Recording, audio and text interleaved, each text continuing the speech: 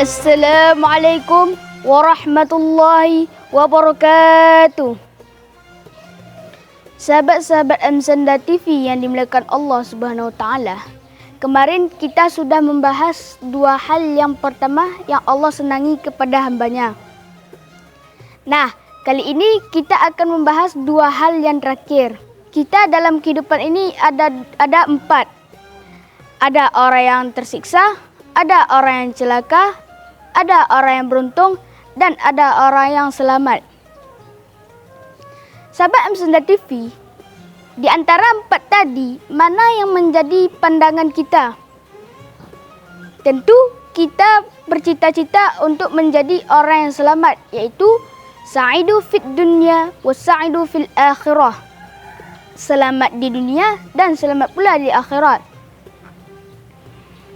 Setelah kita banyak-banyak mengucapkan la ilaha illallah, tidak ada penguasa alam raya ini yang menguasai segala sesuatu kecuali Allah.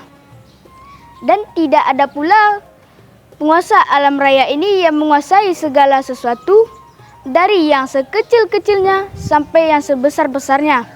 Kemudian yang kedua ialah banyak-banyaklah beristighfar di bulan Ramadan ini. Allah sangat senang kepada hambanya apabila banyak-banyak beristighfar. Apa itu istighfar?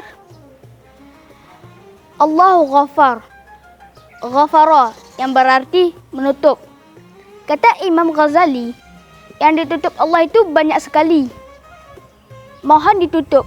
Apa yang ditutup oleh Allah? Kata Imam Ghazali, yang pertama adalah yang dikandung di perut kita, contohnya kotoran. Yang kedua adalah isi hati, contohnya tidak ada yang tahu bahwa saya membenci seseorang, tetapi saya menutupinya di hadapan yang saya benci. Atau sebaliknya, saya mencintai seseorang, tetapi saya menutupinya di hadapan yang saya cintai. Barangkali begitu juga Anda.